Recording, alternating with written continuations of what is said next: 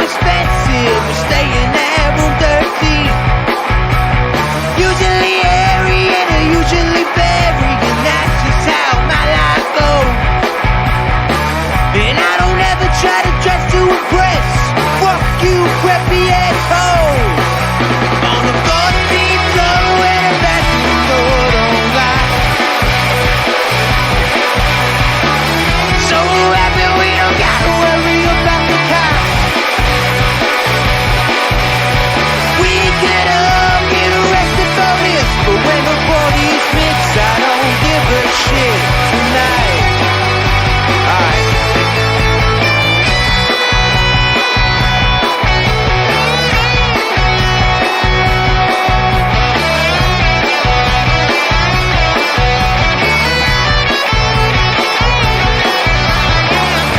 She walks in the bedroom fast, despite all the noise from the crowd.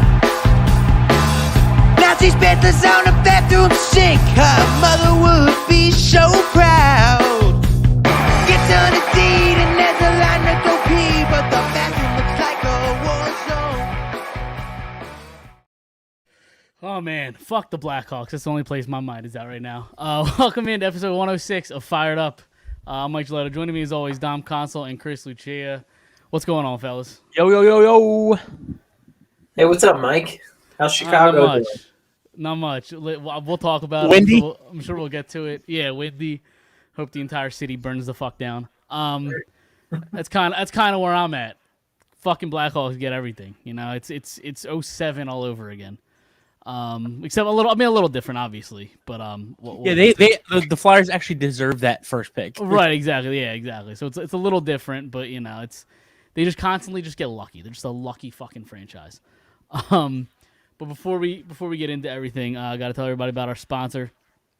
Summer's coming. Are you ready to unveil your beach bod? Manscaped is here to ensure your body is ready for the wild with their game-changing full-body grooming and hygiene products. Don't be the guy at the beach with Austin Powers chest hair, and if you grow some winter man tits, the least you could do is make sure they're hairless.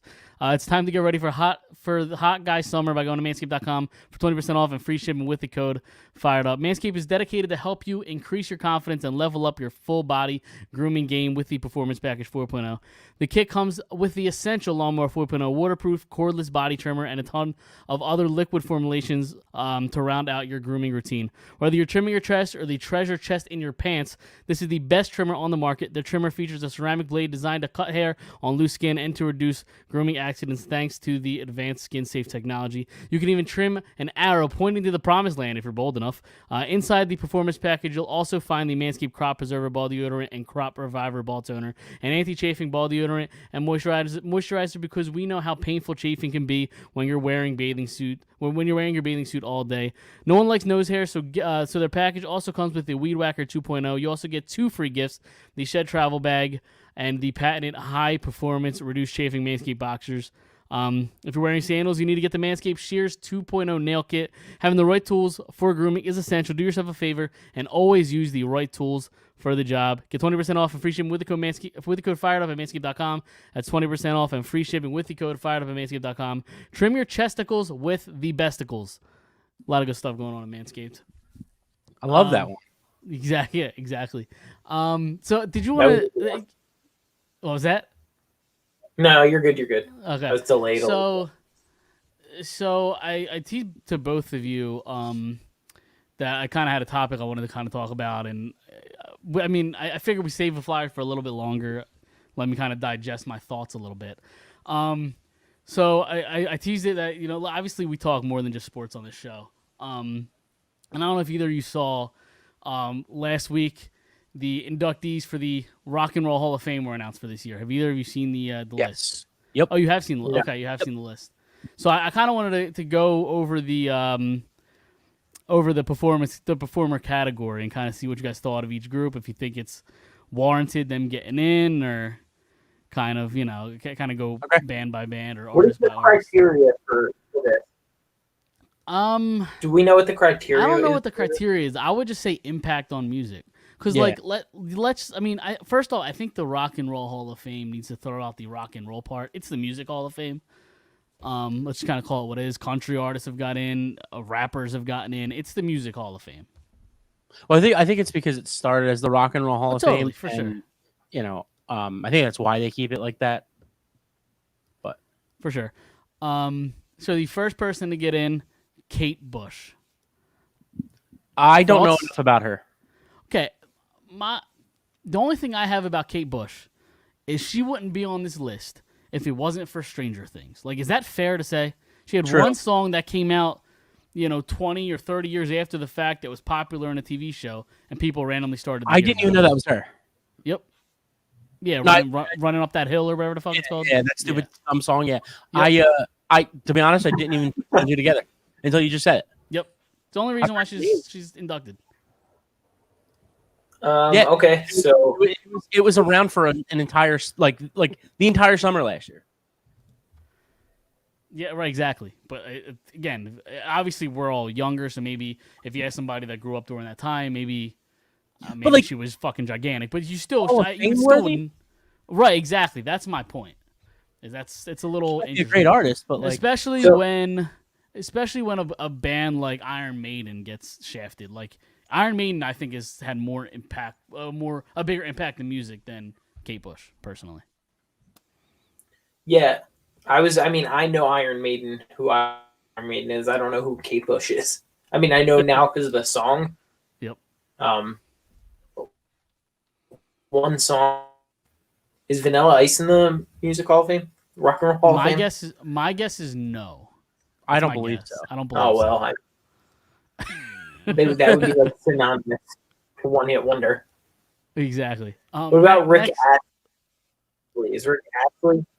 I doubt it. I'm not sure. Yeah, I doubt it. I doubt that.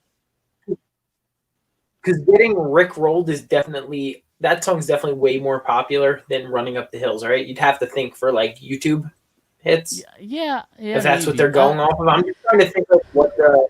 I don't know. The Kate Bush song was huge just because of Stranger Things. Like it was I think it was the top of the charts for at one point, and the song came out in the 80s. Like, yeah. And it was the top of the charts in like 2022 or whatever it was. Like it's crazy, or 2021, whatever year that the show came out or whatever. Next on the list, Sheryl Crow. Well, what do we think about Sheryl Crow?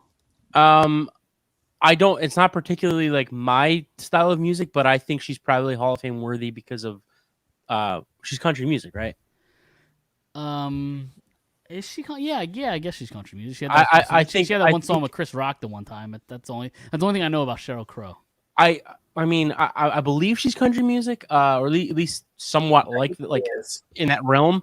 And I think she did have an impact when she was popular in that genre. So I'm okay with that.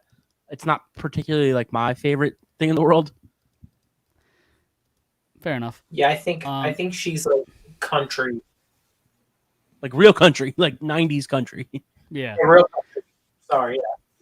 No, I think like what's like her top song? I'm looking it up right now. Yeah, like, I was about to say. All I Want to Do. You know her top song? Okay, that's a good one. Yeah. Like that's a. I think she does the Sun. Oh my God, this song. If It Makes You Happy, come on. That's like karaoke. Like yeah. Soak Up the Sun. Yeah, jam. Yeah. No.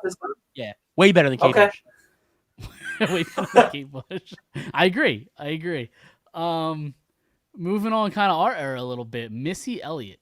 Interesting name. Yes, 100%. Interesting name. Yes. She's had a gigantic impact on not just music, but like rap and as a female in the industry, huge impact. So I mean, she like if you ask some of the, like, I think Lil Wayne said, like, I think it's like his favorite rapper of all time was Missy Elliott. Just like the impact she like you said, just on music, hip hop and women. I think it's a good one. I think she's the first female rapper to be inducted. She might be. I believe I read that. The only other person before her would be what, like Lil' Kim, but Missy Elliott's like actually. Lauryn Hill inducted. She's not a rapper though. She's more of an R&B. Yeah, I would say R&B, but I don't think she's in it either. I don't think. I could be wrong, but yeah, I mean, you've Work It, Get Your Freak On, a lot of great songs. Dude, Work It. That just takes skill to be able to like make a song where she literally is saying the lyrics in backwards. Well, I think that's like computer, right? Isn't that you just put it in reverse and just play it? Yeah. I know, but it fit with the beat. It did. Oh no, totally fit. No, I agree. When did that come out? Like for the computer 2002. Okay, so like not the height of autotune or any of that stuff. I guess right before it. Like when did Yeah. when was Auto-tune. T-Pain? Yeah. Autotune was around for a really long time. Oh yeah, no, for sure. Like, But the height not of like- it wasn't popular. Not like the T-Pain right? autotune. The T-Pain autotune was like what 03, 04 ish. a little bit later. I Yeah. think like A little 06, later. 07, yeah. But I'm saying even like the Red Hot Chili Peppers used autotune in 1991. Like Oh, for sure. it was definitely around, just not in the ways that Missy Elliott used it. For sure. Next on the list, where did my list go? George Michael. I mean, this is kind of a no-brainer, right? I really think the next Yeah. two are no. I think the next two are no-brainers. Yeah, I would have thought he would have got in earlier. Yeah, I mean, he was gigantic, and we Yeah. weren't really around for that time, but he was huge. And then Gotta have faith. Willie Nelson is the next on this list, and that makes a lot of sense. Yep. So, anything about those two guys? Again, Willie Nelson, just kind of the style of his music. Definitely a Hall of Famer. Not particularly my thing. And who was the other one? George Michael and Willie Nelson. George Michael. Really, George yeah. Michael. I mean, for pop music, gotta have faith. Like I said, I enjoy that song. It's like the only thing I really know. I think I probably know more if I like actually look at the list. But He was in Wham, right? Too, George Michael. yeah, So he had that Christmas song. yeah. Last Christmas. That's Christmas. Yeah. So that's. Next, I'm a little surprised. Rage Against the Machine. I mean, I know they have like a big cult following, and I know like there's a vote that goes into it, but I don't know, Hall of Fame worthy. I don't know. Yeah, I think they're the most, if think not so? the second most worthy in this list. Yeah, Oh, really? Okay. yeah. I like Rage a lot. My only issue with Rage is that every single album sounds exactly the same, and every song kind of sounds the same. But they did have a really, really big impact, and Okay. just the kind of the political, topics that they sing about, their sound. It was the first like real like rap, rock thing going on, and that's what kind of in 1993 or whatever it was, and that's kind of what. Without them, like I don't know if you get Kid Rock, I don't know if you get Limp Bizkit. Like they're not necessarily my favorite things in the world, but I think they really, really helped the rap rock, Linkin Park kind of thing. Right. Okay, that's interesting. I I'm not don't too have familiar any- with them. Yeah, I don't have anything to say because I'm not familiar with them. They have a couple of really good songs. Mike, you know, like I know for a fact at least like one or two. They were in like Rock Band and stuff. Like the video game. Okay. I'll look up. I'm looking up songs now. Bulls on Parade. I think that was in Rock Band. You'll know Killing in the Name. If you just listen to them. I was gonna say it doesn't ring a bell in my head. I think you'd really like them actually. I'll have to listen to some later Yeah. Very, very loud, very when I have time. Okay. they're kind of I think you'd really like them, especially like younger you. I think you'd really Okay. enjoy them. I'll have to get listening to that. I'll Yep. listen to it tomorrow and report back next week. Yes. And then Listen to finally, their first album. okay, I will. Finally on this list, I know nothing about them. The Spinners. I don't know if I know a song. Hold on. I don't Spinners. think I do either. So they're from the 70s. That would make sense. The Rubber Band Man, I'll Be Around. Okay. Rubber Band Man but again, like, what is the criteria that they're being voted on to get in? Like, Well, who there's are they up against? There's a committee that voted, and then it goes like to a fan vote as well. I think it's weighted or whatever. Okay. Um. I'm listening to them right now. Okay. Thoughts? I don't know if I know a single thing. Okay. Wonderful. I know Rubber Nothing. Band Man. Okay. That's the only one that I know. Right. Nah, I know nothing. Yeah, I don't know. I would want to know what these votes look like and who was in the. Does it give you like who was up against Mike? Yeah, I had the list earlier. Hold on. Like, is there any snubs? Iron Maiden was Kate one Bush? that I thought. Hold on, I'm getting there. Yeah, I mean, there are always snubs every year. I mean, there are some years where it's like people who get, because I think it's 25 So- years from your first album. A Tribe Called Quest, Okay. Iron Maiden, Okay. Joy Division / New Order, I think they deserve to get in. Cyndi Lauper, Probably. Yeah. Yes. Soundgarden, Absolutely. The White Stripes, Yes. Warren Zevon. I don't know who that is. That's Werewolves of London. Yeah. Oh, okay, I know that song. Okay, then yeah, that's the last one. So those are the ones that didn't make it. Okay, so I would have to say that I think some of them deserve to make it in over Yeah, Kate probably. I would say so, 100%. I mean, unless we're just downplaying Kate Bush's impact in the '80s, but I don't think so. I don't know. I'm actually surprised Soundgarden wasn't like a first ballad. Yeah. And they've probably been on the ballot for a really long time because their first album's like 88 or 89. So it's Right. 25 years. Yeah. I think this was Kate Bush's second or third year, which again goes right in the timeline of Stranger Things. Like, I'm Right. actually surprised that Iron Maiden's not in. I'm really surprised too. Actually surprised about them. I mean, I think they definitely deserve to get in. I'm particularly not like a huge fan. I like their sound. I probably like their third album best. Yeah, I saw that. That's fucking hilarious. Mike, you left your Clay Aiken CD at my house. Sorry, Doug. I'll pick it up tomorrow. I'm not like particularly the biggest fan. I like 2 or 3 songs. But I kind of feel like they like flamed out after like their third album. So I mean, they definitely deserve to get in, but Yeah. So yeah, that's all I had. I thought that was an interesting talking, point or whatever. Where do you want to go? You want to just dive into Flyers? yeah. Dude, fuck the Blackhawks. Like, they're just such a lucky franchise. Can we talk about for a second how it's still real fresh in everybody's mind that they just basically covered up sexual assault and rape it just came out over the last couple of Less years. than a year. Right, it came out Probably last less than a year. year. Last summer. And they get rewarded, a generational talent, best prospect since McDavid, that whole thing. They just get rewarded him. And listen, I didn't even expect the Flyers to win first or second. But it's so fucking predictable that that the Chicago Blackhawks won the lottery.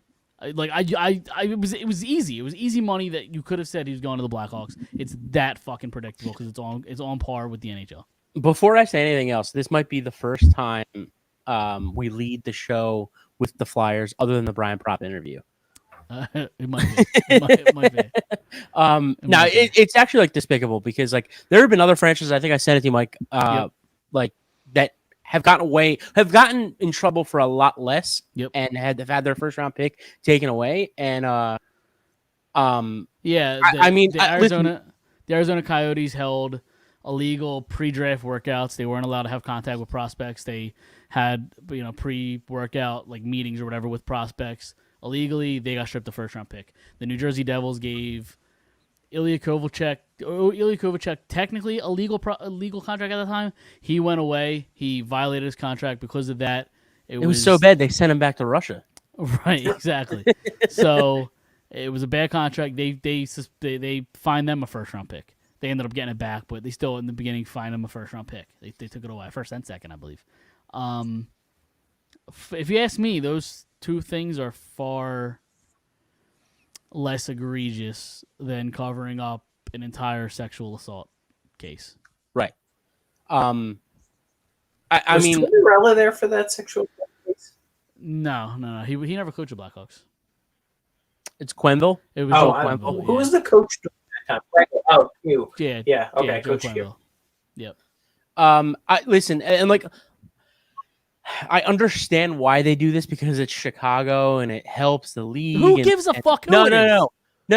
But I mean, I think that's important. And I'm not saying I agree with them rigging, or if they do rig, because obviously it's rigged, but like to them it helps the league, and it probably does. But like to rig it for such a shitty like organization, like you know, I would have much rather have seen him go to like the Ducks or something.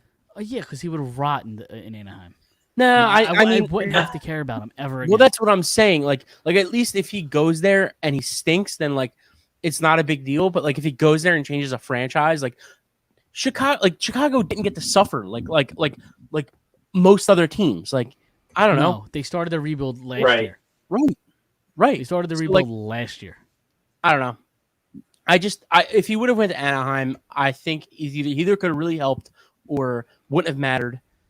He goes to Chicago now. It's just, you know, I don't know. I'm honestly speechless. Like I wasn't expecting to get the first pick, the Flyers, but like it was pretty predictable up until like the 4th pick, right?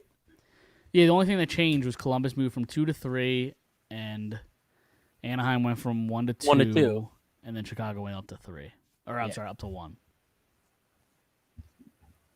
Yeah. Yeah, I honestly think it feels bad for like an Anaheim who, in their mind, probably thought they had their hands on Bedard, right? Like, I know nothing's guaranteed, but and now he's going to go to a city like Chicago that has such a rich history, like you guys are saying. Like, their rebuild just started. And yeah, and I'm sorry, Connor Bedard, and it's not your fault. I am actively rooting against you to fail fucking miserably. And maybe that's harsh for me to say because he's like a 17-year-old kid. I'm rooting for him to have a fucking miserable career. That's what I'm hoping for right now. That's where my head's at. I don't. Yeah, that might be fair. And it's not his fault. It's not his fault at all. No. I love the text. I love the text messages leading up to the draft that you were sending to me and Dom, where you're like, yeah, like, oh, if the Flyers win, I'm going to be ecstatic, and then like it's just like, oh, they got 7th, but Chicago got 1st, and you're like, I hate Chicago. Yeah. It couldn't happen fucking to a worse team. Yeah, like they just get shit fucking handed to them. At least I don't have to like watch you streak down Broad Street in orange and black spray paint. Is that what it was? Yeah. I tweeted that. It's Haley from the Bell Smashers pod said, you know, if the Flyers get the number 1 overall pick, will you be all in on the Flyers again? So then I quote tweeted that and said, if the Flyers get the number 1 overall pick, I'll be so in that I will run down Broad Street in nothing but orange and black spray. So that there's one positive with Bedard not being a Flyer. Let's try. I dodged that bullet. So did I, so I don't have to see it. I mean, listen, I was hyped. I was hyped that it was going to happen. But it's the fact that, again, that it's Chicago. And now the Flyers pick 7. But, like, are we surprised that it's Chicago, though? No. Like, no. That's the thing. Like, well, yes and no. Again, because of the whole sexual assault thing, if it is quote unquote rigged, I really didn't expect them to give it to Chicago because of that. Like, I feel like there would be enough backlash for them getting it that I feel like they wouldn't have given it. So maybe it isn't rigged. Who the fuck knows? I don't know. I don't know what to think. I just if it wasn't rigged, I don't think they get the pick though. Like, so let me see if I can find the tweet. Hold on. I don't know. Maybe they just think that like none of these people are still here, so let's start over. I don't know. Frank Saravalli, one of the great reporters in the NHL, and he has the inside with the NHL, obviously. So take this with a grain of salt. I don't know how factual it is, but he tweeted out, spent the last couple hours prior to the reveal sequestered in the NHL Network studios in Secaucus, New Jersey to watch the actual draft lottery process itself behind the scene. Looking forward to sharing that story tomorrow morning on Daily Faceoff. Hint, it's as legit as it gets. So I don't know what to make of that tweet. Yeah, right, exactly. Yeah. He works for the NHL, so, I mean, at a certain point. Right? Is he working independent? He's a report. He's an insider. I mean, he works for Daily Faceoff, which is a website. He doesn't technically work for the NHL, but he covers the NHL. So what do the Flyers do at 7? Dude, I don't know. I haven't really looked at. Look, that's depressed. That's the thing that hurts the most is the fact that like We're just gonna continue. Yeah, exactly. I know. We're just gonna continue. So close. They should be in the Rock and Roll Hall of Fame, probably. Oh God, no. Oh God. It's my first concert ever. Really? That's sad for you. It is. I know. That's tough. It's a tough look. Who drug you to that concert? My mom. That makes sense. no! Taylor Swift too. Taylor Swift opened. When she was Really? country, yeah. Oh, Okay. I see. My first concert ever in Camden. I don't even like Taylor Swift, but that's my. Or I don't like country or Taylor Swift really, but that's my era of Taylor Swift. Like that was the greatest Taylor Swift there was. Was the country Taylor Swift. That's why it was just like bearable.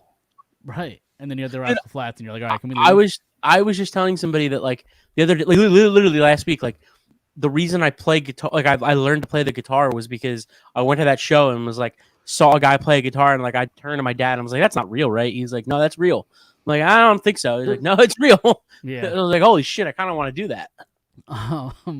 Back to your question about what the Flyers do at 7. There's a couple really good players. You're obviously not getting a Bedard. You're not getting an Adam Fantilli. You're not even getting a Leo Carlsson, who are probably the top 3 picks in this draft. Matvey Michkov is really intriguing to me. The Russian, he's projected probably to go anywhere from 4 to right around 7-ish, where the Flyers are. If the situation in Russia was more clear, and he didn't have a contract that he has over there, he would go number 2 overall in this draft. He's right up there talent-wise with Connor Bedard. He's under contract in Russia until 2026, so he wouldn't come over here until 2027. So the question is, do you want to wait for him? The question is, do you want to wait for him? I'm perfectly fine with waiting, personally. I got a couple questions, but okay. The first thing I want to say, now we know that it's not Bedard. I want size. Like I want a big body, fast. I want Barkov. That's what I want. Yep. I just is there anybody like that has size and speed and that maybe could fall to 4 or 5 that the Flyers could move up? Like, that was going to be my other question. Do you think Danny Briere, from his like off-season comments saying that they kind of would be looking to be a little aggressive in moving pieces, do you think they could move up? It's possible, and they have 2 first-round picks next year. So if they want to, they theoretically could do that. Where'd that other one come from? The Drew trade, the Florida pick next year. Yeah, so they have 2 first round next year. So I mean, Florida's looking like a wagon right now. So maybe you think they're going to be good again next year. You're more comfortable trading away that pick to move up in this draft.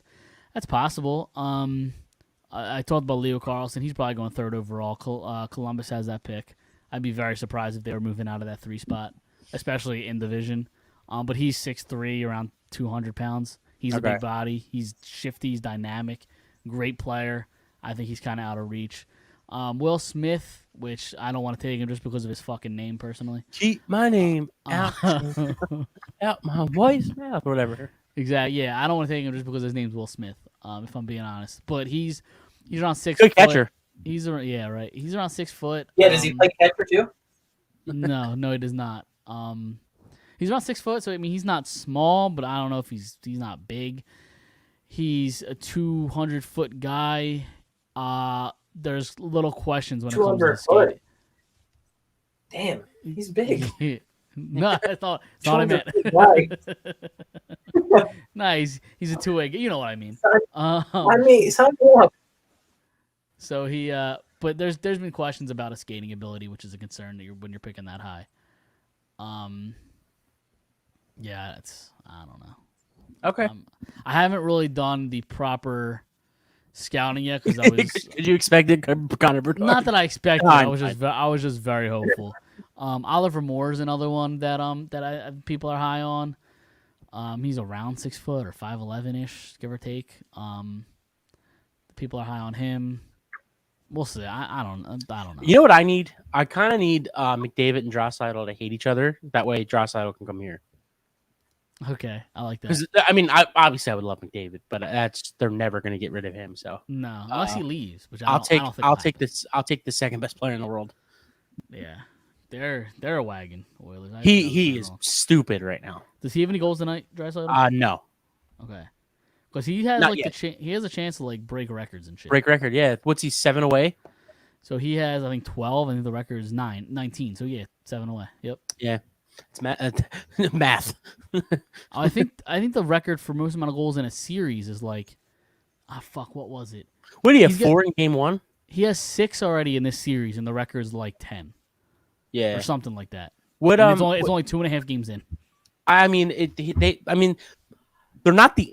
I'm not going to compare them to the Angels because they've at least won like a playoff series before.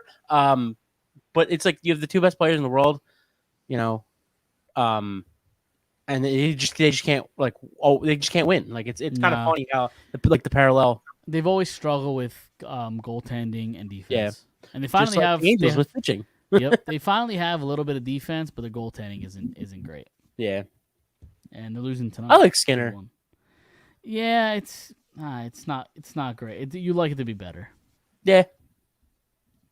So we trade them Carter Hart or sure. Give me Draisaitl. Draisaitl. Yeah.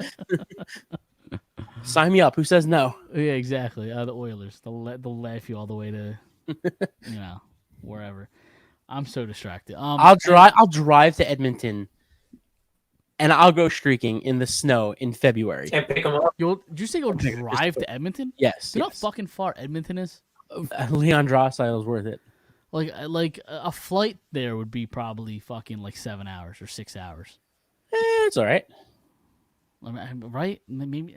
Like how far is that? How far? But I'm saying I'll drive because it's a long drive along with the shitty weather. Okay, I see. Would you straight? That's what I'm. So you have to go. You have to go in like December, or January. That's what I'm saying. Like February. Okay, I like that. And you got to make the straight drive there. Yeah, you can't stop. That's fine. No, that's fine. It would take you 1 day and 12 hours. I can do that. To drive up there.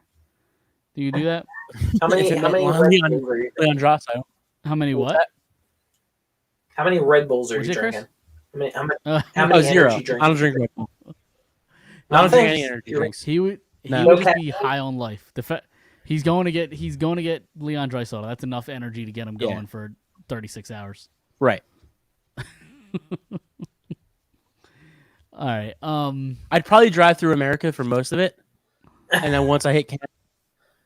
Yeah, I'm curious. I'm curious. Like when you enter Canada, does like the Canadian national anthem just like play? Like I think so. You turn on the radio and it's just a constant loop. It's just a loop. So basically, it comes from the heavens. God loves Canada, so like it like the heavens open up and it's Canada. So basically, the way it would have you go is you drive through Pennsylvania, drive through Ohio. Yeah, drive through Ohio. Past Indiana, you're driving right past Chicago. So this way you could shit on Connor Bedard's front step while you're there. You know, egg his house while you're on your way. Passing through Madison, Wisconsin, go through Minneapolis, then you go through Fargo. You could tell Carson Wentz to go fuck himself.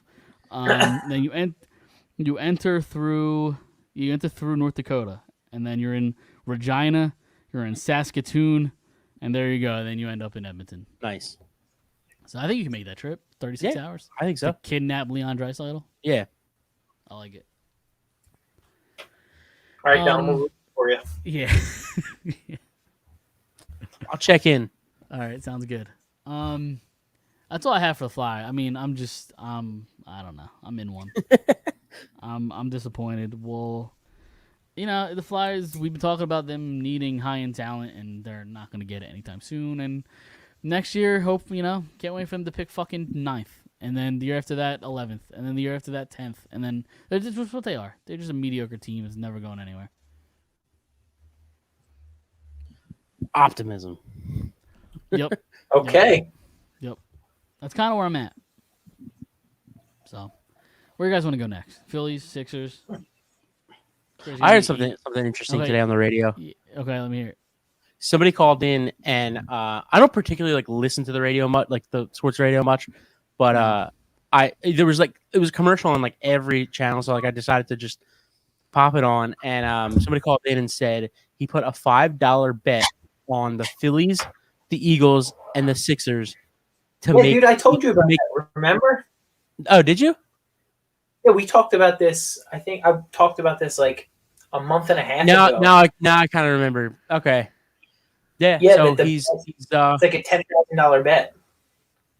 no. He said he was like making way more than that. I know the guy that I listened to when he called in said him and his cousin did it, and his cousin sold when the Eagles went to the Super Bowl. Oh no, this is a And, different guy. Okay, all right. Yeah, How much- put a how $5 much- bet. He didn't say. He said it's like life-changing money though. That's crazy. Yeah. So Well, I guess we can kind of transition then to the Sixers. 6 wins away. 6 wins away. Like they were lucky to win game. What was that, 4? Right? Yeah. Well, I think they played a great game until like the last 5 minutes of the game, They and then fell apart. they were up like what, 15. 19? It was 15, 16? I think. I think It was 15 they or were- 16. yeah. We're up going into the fourth. They were up 9. I know that for sure. They No, were up like, there was 16 at one point. There was like 4 minutes left, and they were up like 15 or 16. And I think Boston came back with a 14-2 run. Yeah, And everything just kind of fell apart until. The question that I kind of have is, one, you're going to get a streaky James Harden. It's who he is in the playoffs. He disappeared in Game 3 and Game 1. Right? Was one the great four- game one- one. 2 one and was a 3. 45, 2 and 3. Okay, because one was a 45-point game, right? Yes. So you disappear in 2 and 3, come back, you have a great Game 4. But can they win with this version of Joel Embiid? I have questions about that. Why? What did he do?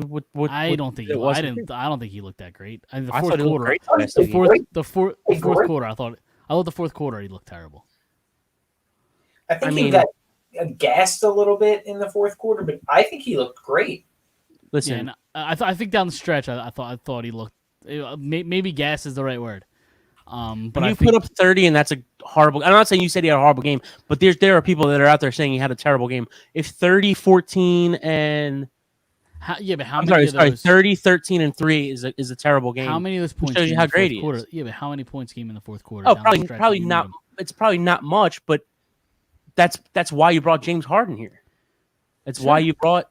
That's why Tyrese Maxey's not coming off the bench anymore. That's why. And why you paid PJ Tobias Tucker to- Harris?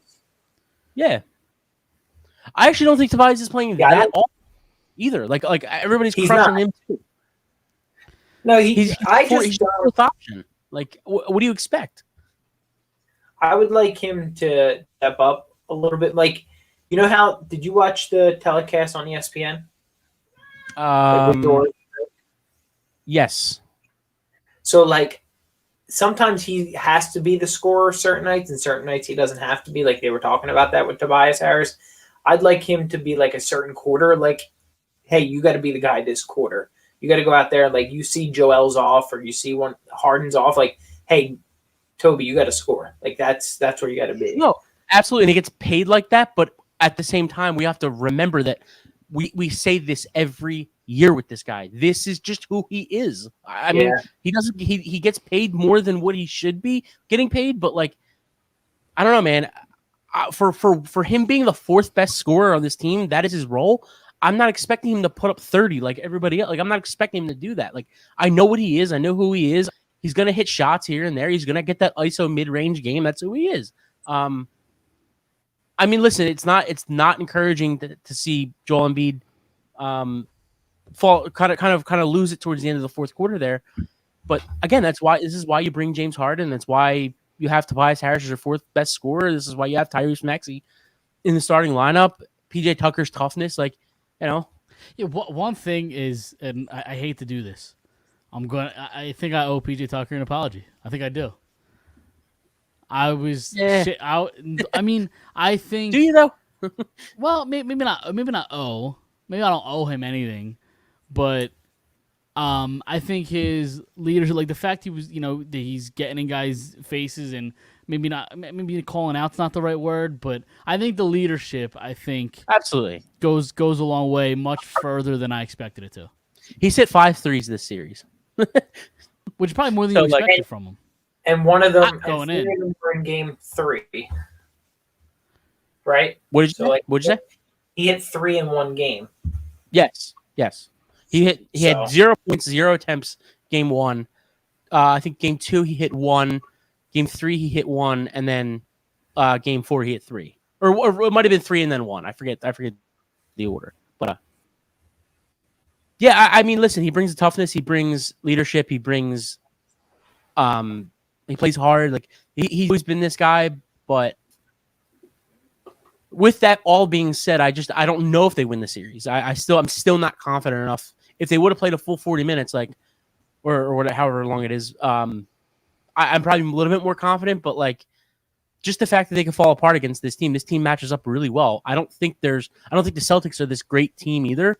Well, but they just match up really well. No, but I do think they are lucky. Like, I think if Tatum shows up in the first 3 quarters, I think they get blown the fuck out. Well, I said that in the text though. Like that, this is who he is though. This is Totally who he's been his whole career. Yep. He's a guy who swears he's cut from the same cloth as Kobe. And it's like if you have to force, it's like giving yourself a nickname. If you have to force people to like have this image of you, then like it's probably not true. Like you don't give yourself a nickname. You know what I mean? Like it's weird to give yourself a nickname. It's weird to say, "Oh, I'm cut from that same Tim and Devin Booker. They're both that guy."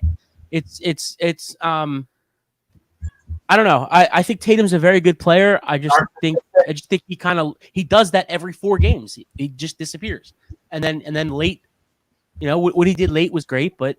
I was going to say, like I tweeted out late in the 3rd quarter or early in the 4th quarter. I tweeted out that like it looked like he was taking an envelope. Like that's how bad he looked. It looked like he bet on the Sixers to win. And the next thing he goes out and has like a fucking great 4th quarter. I was like, spoke a little too soon there, but I mean, in the pivotal point of the game, there was an offensive call that they didn't call on him, where he literally shoved Tyrese Maxey off of him. He looked like Derrick Henry at the goal line. Yeah, he did. but the NBA doesn't want you to flop though. Like you know what I mean? So if he falls to the ground, then like but the thing the NBA wants, you know what I mean? But that's the thing. Well, hold on. That's the thing though. That they reward flopping because if Maxey falls to the ground, they call that foul. Right, but I'm saying I don't disagree. I'm saying I think he's so conditioned because he's actually like a legit fucking good player. And sure, and I respect that. But that's the problem with the NBA is they do reward flopping because if he falls, they call that. Right. I also think Tatum, and again, this is not why they almost lost. It's not why they lost game 2 and 3, but the officiating has been so one-sided. It's so bad. And Tatum himself, I could have called at least 5,000 in that game yesterday by Tatum, and I think only one of them got called. There was a play on Maxey. It might have been the 4th quarter or the end of the 3rd quarter. Maxey comes under the bucket and tries to come around with a layup on the other side, and dude, he smacks his whole wrist and like right in front of the ref, and nothing gets called. And it's just that's who Tatum is. Like Tatum is allowed to push refs. He's allowed to shove refs. He's allowed to create fouls or have no calls, whatever it is. He's been that guy this whole series, and it's so frustrating. Yeah. And I'm somebody who likes the physicality of the NBA playoffs. I think it's more fun that way. And I but when it's right in front of you and it's obvious, like it's so frustrating. It's hard to win these games. Yeah, what about that call? I'm just sorry. No, go ahead, Chris. No, go ahead. What about that call on Embiid on Smart, where they called that offensive foul there? You remember the end one where Smart's feet was moving and they called it charge? Yeah, at the basket. Yeah, I don't remember. They challenged it. Oh, right. Yeah, it's close. That was really close. I thought it was really close. I thought it was close too. I think it's really hard to when you're in the paint like that. If you're not driving, I think it's really hard to call that. Like if Embiid's driving from the top of the key and Smart gets in front of him and has his feet set and he gets killed, I think it should be called. But like if you have your back to the rim and you're or I don't think he did. I think he was about 15 feet out and he kind of drove a little bit. But like it's tough because like Embiid's 7'2" and Marcus Smart's 6'1". Like with the amount of flopping that Embiid tends to do you think he like loses benefit of the doubt when it comes to those ticky-tacky calls? Like, do you think they lean the other way because he's kind of have a reputation of flopping like a fucking fish out of water? So let's dissect that first or one part first. I don't think he flops as much as he gets accused of. I think he does flop. Every 40 no. seconds. I think he does flop. I think he does flop, but I think it's a lot less than what you might think it is, or other people might think it is. Maybe. I think he legitimately does get bodied. Yeah, I think he does. Get bodied. What's that? I said, yeah, he does get bodied. Yeah. I mean, but I mean, there are. I don't love seeing him flop, and see that's the thing is like I don't know how real it is that like if he gets flopped and he's like, oh, my back, like I kind of think that's just his conditioning of trying to get a call. Like I don't, and people always say like this guy is on the floor and he's holding his back or his leg or this and the other. And I know there's reports of like the doctors have told him to fall to the ground so this way he doesn't do so much damage on his legs. Like, right. Anytime he touches the floor, comes down, they want him to just fall so this way he doesn't brace himself. But it's just it's a bad brand of basketball, and I don't enjoy watching it. It's really hard being that big. It really, really is. Sure. And playing a physical game like this, like that's why Yao Ming never didn't have a super long career because it's really tough to be that big and dominant and not at the floor. Shaq just looks all like slow. How has Durant had like such a long career? Because that dude's tall as shit and scrawny as a motherfucker. Shoots. Yeah, and I guess he kind of stays at the perimeter instead of. I mean, he does get to the rim. It's not. He does, but he's stronger than you think he is. But again, you I can said beat a him couple up. weeks ago. I didn't say I could beat him up. I said I could snap his fucking leg like a pixie stick. Yeah, that's what I said. His leg probably has more muscle in his one leg than your entire body. It's not true. It's just flat out inaccurate. But no, I mean, he's a smart player. He's a Hall of Fame player. He's one of the greatest scorers of all time. Totally. He knows how to do what he does. And what you said is true. He's a great shooter, just flat. And like even Steph is a small dude. He's not big, but dude, he is so underrated at getting to the rim. Like people don't realize how good he is at actually getting to the bucket. Like he is one of the best. And he's his a freak first athlete. step is like, quick. Sure, but so is Durant. Durant's a freak athlete too. Yeah, I guess. There's more athleticism in sports now than ever. Oh, totally. In all the sports. Yep. Like look at Mookie Betts. Mookie Betts can dunk. He can hit 400-foot homers. He can throw a perfect game in bowling. Like they just the Dodgers are so confident in anything he does. They're just moving him all over the line. Yeah. Like all over the field. Like play the outfield this day, play shortstop this day, play second that day. He just plays everywhere. He is so athletic. He could play. They said he could probably play receiver in the NFL. Really? Yeah. He'd probably be a better receiver. How tall is he? 6'2", maybe. Is he really? Okay. See, I thought he was like 5'11". Yeah, I was gonna say like 5'10" Are you looking? I'm looking it up. Yeah. I do think that the big thing about, just because we're talking about Sixers Boston too, is that 5'9". I was told 5'9". Okay, that makes sense. So you know Boston is small people. Sorry. No, go ahead. Were we going down? No, I was just gonna make a joke. I was gonna say, who else is a small receiver that's very underrated and very good? DJ Moore. But go ahead. Where's he at now? Where did he get traded again? Chicago. His career's over. Oh, fuck Chicago. Dude, fuck Chicago. He's with Bedard. Him and Bedard. Yeah. They just got a condo together. Yeah. I was going to say Boston just always does a really great job of like working hard. Like if I had to pick a team that works hard, Boston works hard for everything. Like they crack the boards. They're up in your face on defense. They're pickpocketing. They switch really well on defense. Like they're really great at switching. And Jaylen Brown, I don't know how you guys feel. I think he's been the MVP. Most underrated player in the league. Yep. He's a great player. And I think this series, he's their best player right now.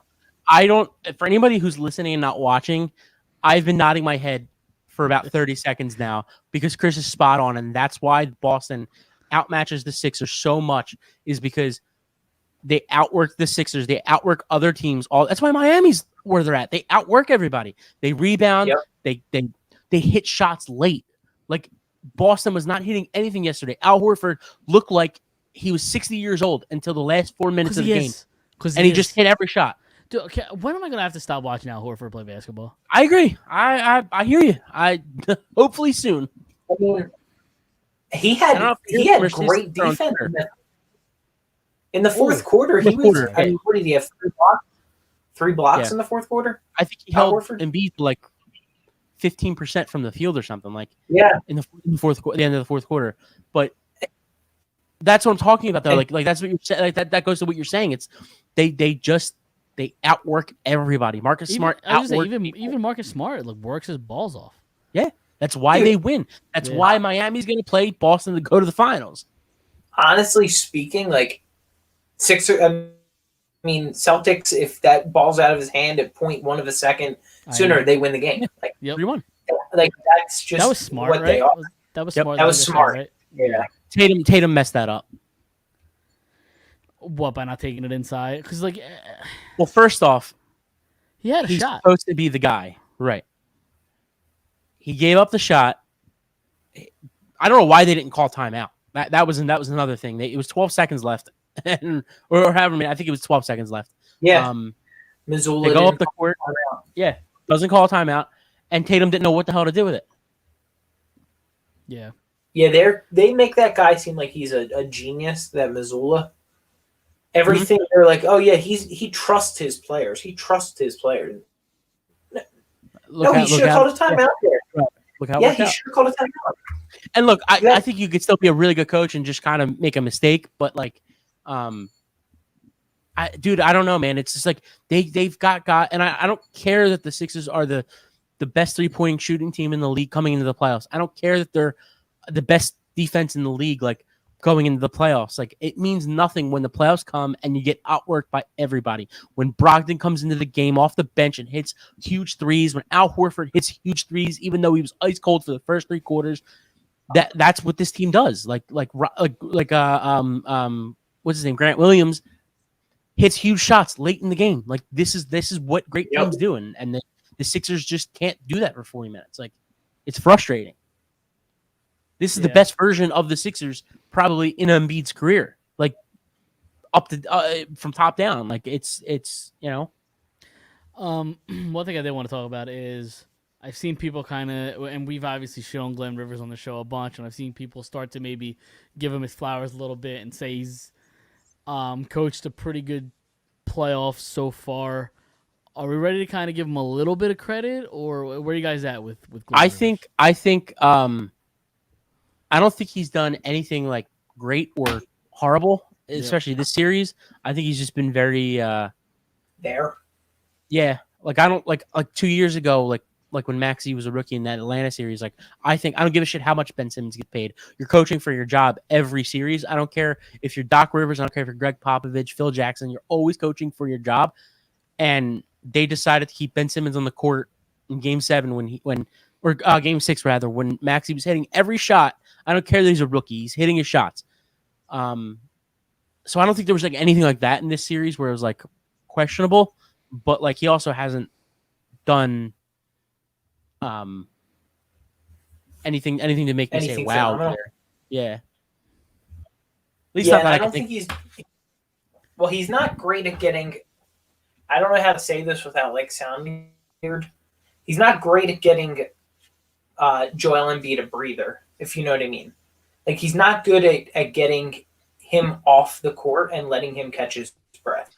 Well, I think part of that also, like, I don't know if you read, but I read, what was it, yesterday? I think it was going into halftime, I think it was. They asked him that, like, are you communicating with Joel? And he said he told me he was good.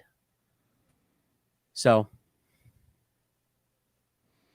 yeah, I mean, he's the MVP of the league. Did we lose Chris? Did you guys lose me? What's going on here? Can you hear me? Can you hear me? I'm good. I can hear you. I don't know where Chris went. I see. Yeah, I hear you, Dom. Okay, there we go. I think we're okay. Chris, yeah. I'm not gonna. Chris's Wi-Fi has been a little wild this whole entire show so far. So I think it's a him issue. Has it been off? You've been kind of spotty here in moments. To start the show, you were a little off, and then you were good for like 30 minutes, and then the last few minutes you've been a little lag. Yeah, I think you kidnapped Dom's internet. Yes. Yeah. We have to get Xfinity on the phone. Refresh and come back in. No, I got. Wait, who do I got? You got us now. Okay. What was I gonna say? I got sidetracked. I was gonna say something. Miami's about to go up 3-1. I did see that. So Game 5 tomorrow. I think you already alluded to the fact that you think Boston's winning the series. Game 5 tomorrow in Boston. What do you think happens? You like them for Game 5?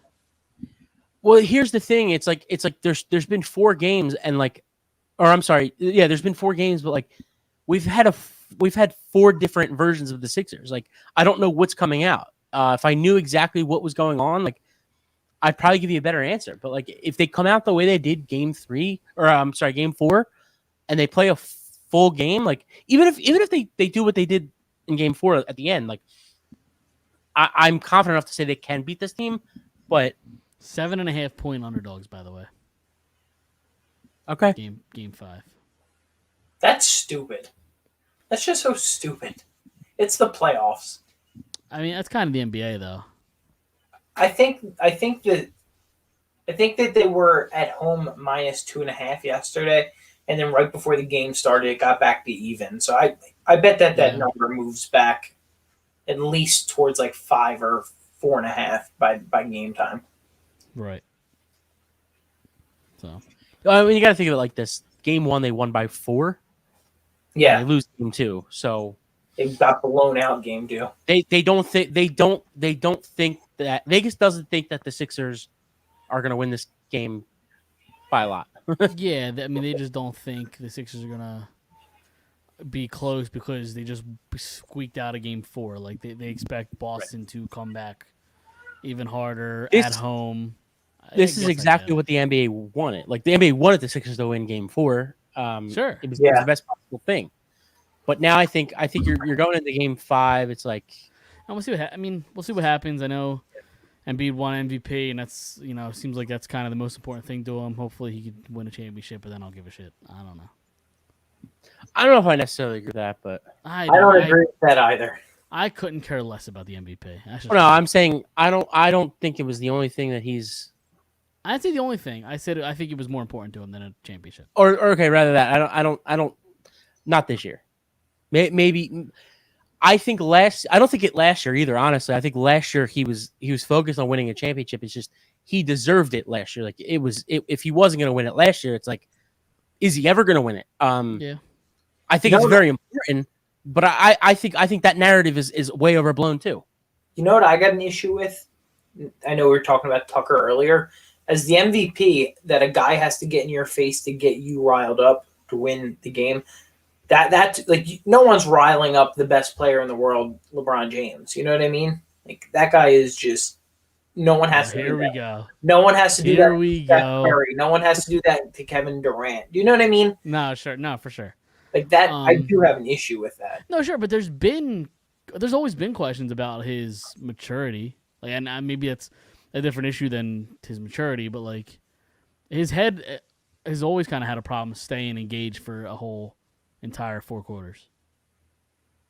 Yeah, I don't know. I try to look at that as a positive, not a negative. That he positive got for Tucker. Yeah, no, and that's what I said earlier. What? No, I know. Yeah, what do you mean? Like, I don't look at it like positive for Embiid though. Like I don't see a worry personally. Like I don't see a worry that he's got to get in his face and talk some sense to him. I mean, listen, you want to go back to LeBron James too? Like when he was 28 years old, he was passing out to Ray Allen to hit shots. Like, and eventually he stopped doing that. So like, there is a sense of maturity to it. It's just, I don't know. I think every player needs that. They need that guy to kind of, guide him a little bit. I don't know. Get the people going. Yeah, I guess. Yeah. Fair enough.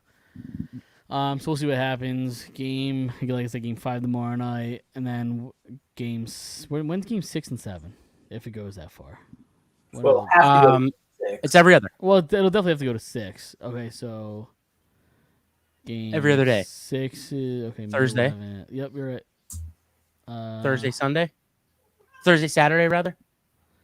They do not play Saturday. It looks like Sunday. Okay. May 14th. Mother's Day. Is that a Sunday? May 14th. Is that Sunday? That's Mother's Day. That is Mother's Day. Yes. So Game 7 would be at 1:00 on Mother's Day.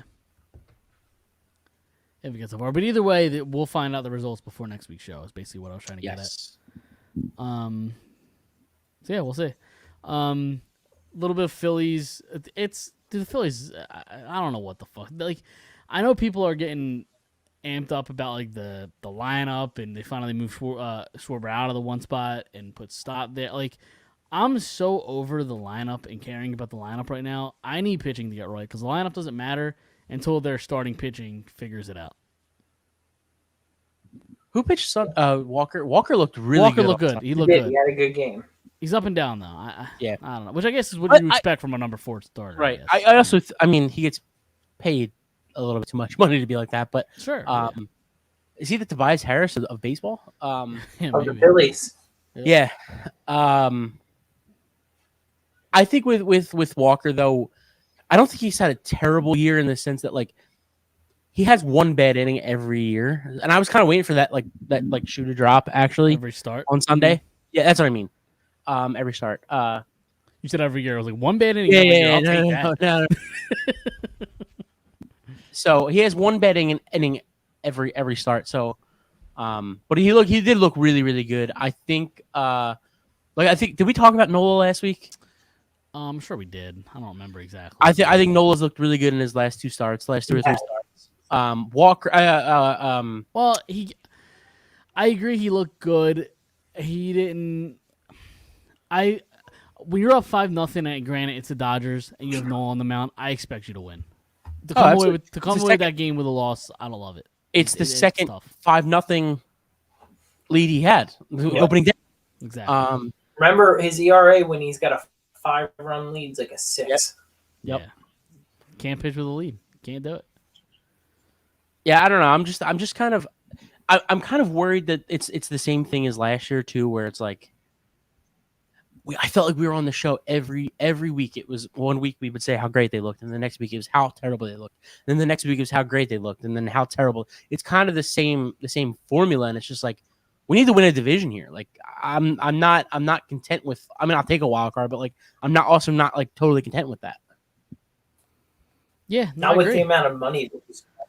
No. Yeah, and listen, their lineup's good. I think they'll be fine. I think eventually they'll find a first baseman so they can move Bohm back to third. Oh, they said on Sunday that the plan is they basically think that Harper is going to play first. Like that's their plan.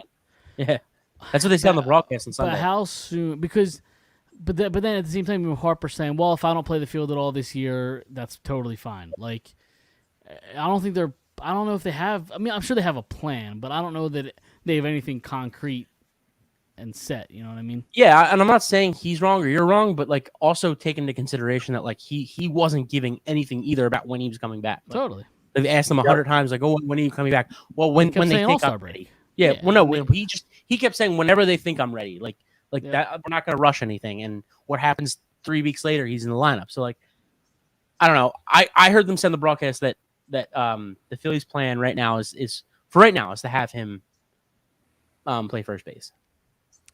We'll see. Okay, and then, but what does that do? Like, what does that do for your team, though?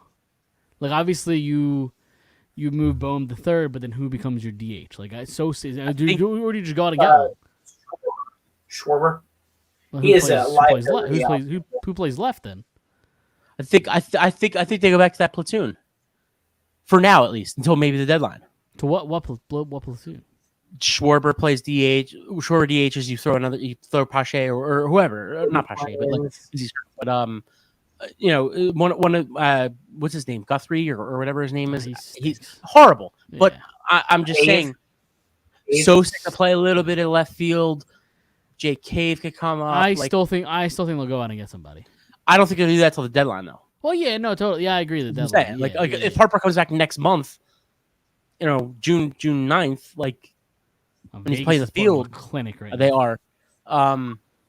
If he comes back in a month, they might have to wait a month and a half to get somebody. I'm just talking about the immediate fix. Yeah, well, that's if he does come back to the field. Yeah, I don't know. Say, like, I don't know if there's an immediate fix to him playing first. Like, I think if he does play first, and granted they've been, like you said, they've been real quiet about his timeline for anything, but I don't expect to see him in the field until July.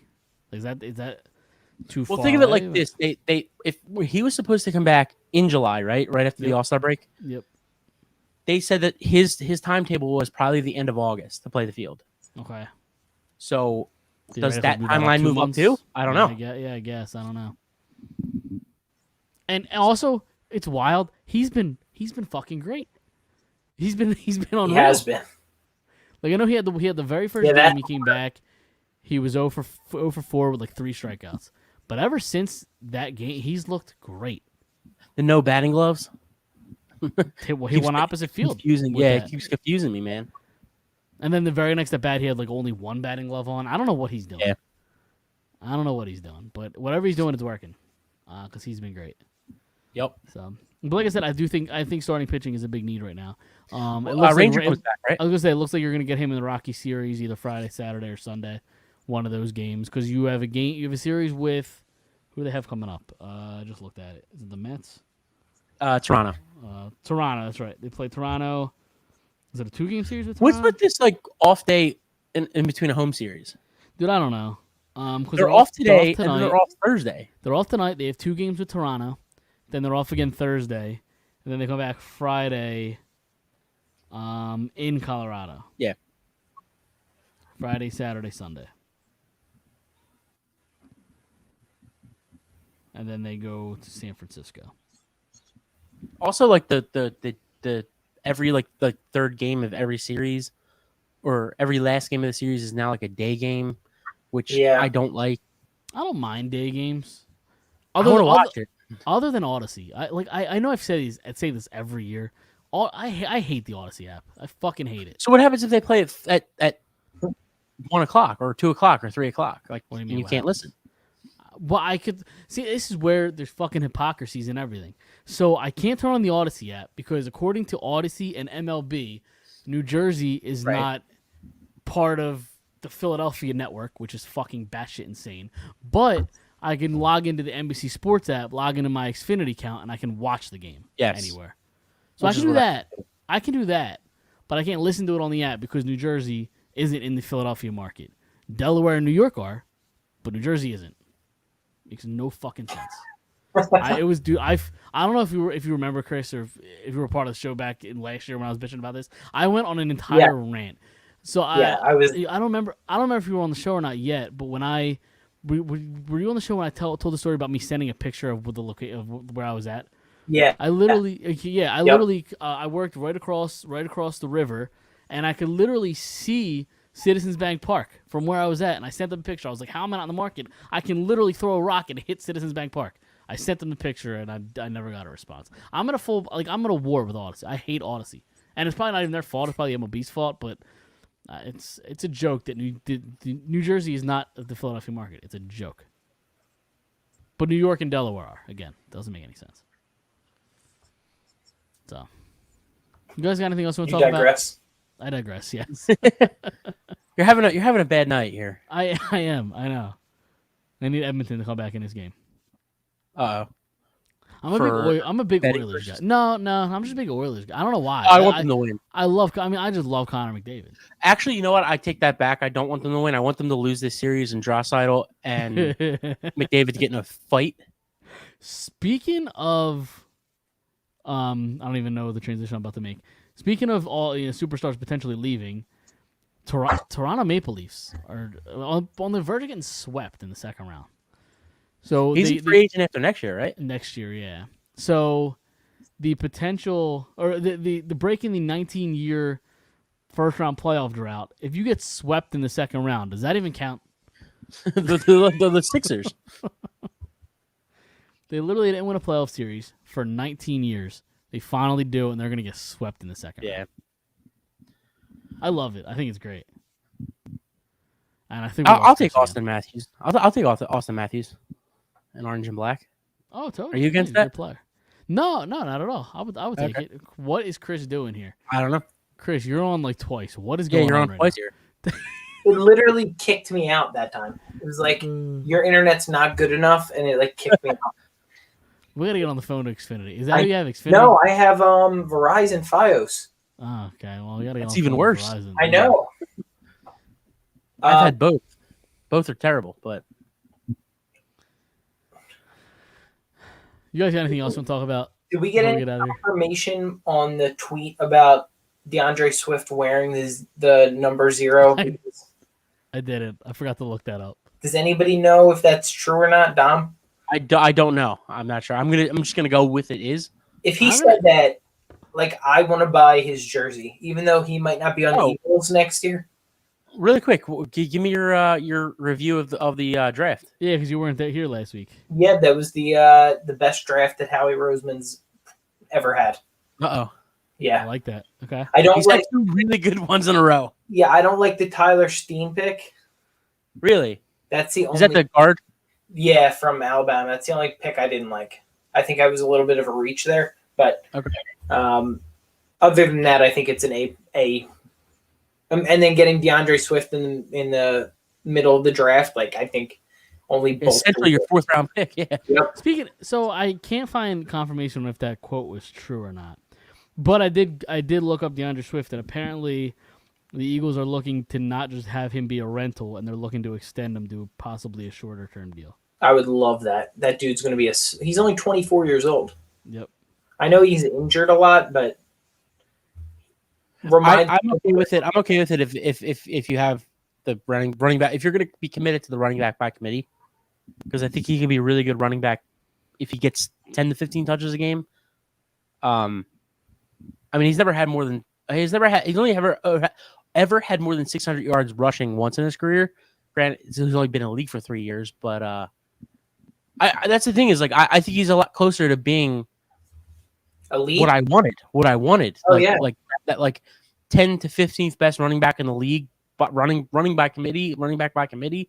I'm happy about it though. So yeah, I think they pushed all the right buttons at cornerback with that Ringo and you think Ringo can play safety? Because that's what I heard. I heard that he can play safety, and that other kid from Illinois is like, that dude just works hard. Yeah.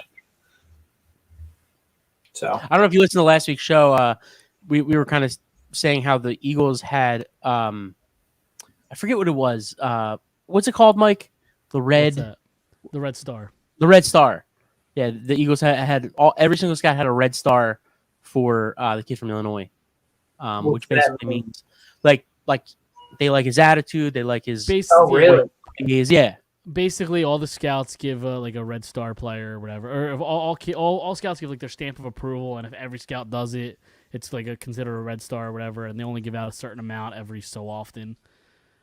Every single scout I read, every single scout was basically like 100% good with the pick at that point. Like I think the last couple red stars they've had was like Devontae Smith and Landon Dickerson. I think were the last two. Yeah, I do think even the kid that they got in the 7th round, Jodu or what, like, he had a 3rd round grade on him. He just wound up falling. Is there any undrafted guys you No. are familiar with? Okay. The kid that they got from Did they get a kid from Alabama too? Alabama, yeah, cornerback from Alabama, and then they did sign him. Yeah. Oh, okay. And then they got the kid that played with Hurts at Oklahoma. And they got a punter too, didn't they? Didn't they get? They're naming him Megatron. They did get a punter. Yeah. But they got a guy that played wide receiver with Hurts at Oklahoma. Okay. I don't love he was in the what? Didn't they bring in a guy from like the XFL? XFL. Or the CFL. It was one of those. Yeah. I don't love the Tanner, whatever his name is, the quarterback pick. Yeah. I mean, in early mock drafts at the end of last year's draft, they had him as a 1st round quarterback. But same thing with Carson Strong, your boy. Yeah, but a little bit different. Yeah, a little bit. Yeah. I just don't like. I don't know. Like, you drafting a 3rd round quarterback? What was that? A 5th round pick? Your 3rd quarterback? Yeah, I believe in so. the 5th round. I don't love that. Well, we talked about it a little last week. Like, do you even think he's on the roster? Like, they usually don't carry 3 quarterbacks. Like, I think he's a practice squad guy. Practice squad, and yeah, they'll get rid of Ian Book. Yeah, which I'm fine with. I mean, Ian Book does nothing for me. Yeah, but he's athletic too. The kid can run, so I think that's probably what they liked about him. he could, if it came down to it, he could be your backup behind Mariota. Holy shit. Who, the kid from Stanford? Yeah. I What's his thought name? he was more like a statue. No, he has some Okay. athleticism. Don talked about it for like 10 minutes last week about how I thought it's everything weird. I read was statue. He's like, oh, it's weird. They have these two guys in Hurts and Mariota who like to run, and this Tanner guy can't run for shit. It's weird that that's who they chose to get. So one of you are right, one of you are wrong. I don't know. Oh, I'm probably dead wrong. Let's see. Rushing. That's just what I read about him. It's not. I didn't watch. All right, spoiler. I did not watch 1 second of Stanford football in the last, probably in my lifetime. Since Andrew Luck. I'm sure you watched some of Andrew No, yeah, probably since McCaffrey. But like, and what was that? 6 years ago that he got drafted. 7 years ago. So like, McCaffrey went to Stanford. Yeah. I don't remember that. Okay. He has 7 rushing touchdowns in the past 2 seasons. So, okay. I mean, I don't think he's a blazer, but he can Definitely run not with a that. Yeah. Yeah. But yeah, Okay. that's all I got. Fair enough. What before we get out of here, what did you think of the Jalen Carter pick? Loved it. It was great. I mean, I understand now why they had to move up because there were people that were calling to move up. Like at Totally, first yeah. I was like, oh man, like, why are you moving up 1 pick? But the kid, I can tell you, I was not excited with his press conference. If you got either one of you I heard heard that, it. Yeah, it was very awkward.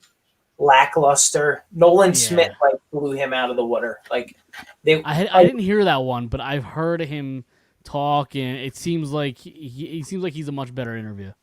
Yeah, they did them both together at Okay, I didn't see that. at the Lincoln or whatever it's called, NovaCare. Complex. And Yeah. Smith destroyed him. Like Smith's definitely way better polished, but we're not paying him to be a good speaker. We're paying him to get the quarterback. Yeah. So I could care And less. listen, you have great mentors on that D line. You got Brandon Graham, you got Fletcher Cox, so hopefully those guys are kind of able. Reddick. Oh yeah, Reddick. Yeah, who's like, I guess kind of. Even Josh Sweat's been in the league for 4 or 5 years now. So Barnett. I mean, I know, no, I'm just kidding. but For sure. I mean, Jordan Davis is his best friend. Right. That was the interesting part. Is like you do have these guys that he's played with and like he's gonna be familiar with and stepping into a great locker room. And the next season when Micah Parsons comes, because he's all but an Eagle because he wants to be. the Eagles. He wants to be so bad. And like part of me hates fucking Micah Parsons, but another part is like, he's a damn good player. He's He's a great. Yeah, he's a damn good player. We'd love him on the Eagles. He kind of annoys me. One, because he went to Penn State. Oh my god! Come on. No, just breaking balls. But something about him I don't like. But that's another conversation for a different day. I would welcome him with open arms if he can't, if he wanted to come in though. But it is weird how much he's like politicking to be an Eagle one day. Well, he was at the Sixers game yesterday. Rocking a maxi jersey, I believe. Yeah, Yeah. with little baby. Yeah. Who is that? I don't even know who that is. He's a rapper. If you gave me 4 people to choose from, like if they were in a lineup, I don't think I could pick out Lil Baby. I bet you I could if I gave you 4. I bet you can get him. I like 3 country stars. Yeah, I was gonna say Sheryl Crow. Yeah, give me Laura 3. Bush. Give me 3 white guys with cowboy boots and cowboy hats, and then the one guy that looks like a rapper. Yeah, okay, maybe I would be able to pick him out. But if you give me 3 guys that look, fairly Kate similar, Bush, I feel like I don't know that I'll be able to pick him out. Sheryl Crow. I don't think I can name one song Faith Hill. by Lil Baby. What's he sing? Anything good, or what's he rap, or what? What song You would not like him. You would not like him. Oh, yeah, fair enough. I like Lil Baby, but you would not like him. I don't know a single song. Well, maybe you should listen to him tomorrow with Rage Against the Machine. Machine. What a combo! What a combo! Sorry, I'm watching the Oilers game. I turned it off. It's 4-1. Vegas just scored. 5-1. No, they just got over challenged and overturned. But Really? I don't know Offsides? I don't know what for. I don't know. I have it on mute, so I don't know what the call was. But it's 4-1. Can we come up with Never mind. five? It is now 5-1. They literally just scored 2 minutes after they called that goal off. Huh. So Can we come up with the top five next week? yeah, what do you want to do? Yeah, anything in mind? I don't know. I got nothing. Okay. So I guess we won't come up with the top five. No, we can do it off the pod. Should we do top 5 players that don't play for Philadelphia that you wish did? It's probably going to be my top 5 favorite non-Philly athletes right that we did. All right, could we I like maybe we do like a specific sport? Current, and if they got to be current. Okay. So top 5 current baseball players. All right. I like that. The Phillies, and they obviously we should limit it to like only 3 of the 5 can be all-stars. So that way we'll have to like dig Okay. and try and find like some like solid players. All-stars last year, projected all-stars this year, because like there's one player I'm thinking of who's really fun to watch. I don't think was an all-star last year. Definitely going to be an all-star this year. No, yeah, let's go off of last year. So like Okay. they were an all-star last year, and like only 3 of the 5. Okay. All right. I like it. I like it. All right, it's top 5 non-Phillies baseball players. Right. All right, I like it. We could do that. You guys got anything else before we get out of here? Nope. All right, let's get out of here. Let's end it. I'm gonna end it with a fuck Chicago. I started with a fuck Chicago, so fuck the Blackhawks. We're gonna get out of here. Follow us on Instagram, Facebook, and Twitter at Phired Up Sports. Check out phiredupsports.com, and we will see everybody next Monday. Go Sixers. We'll see it.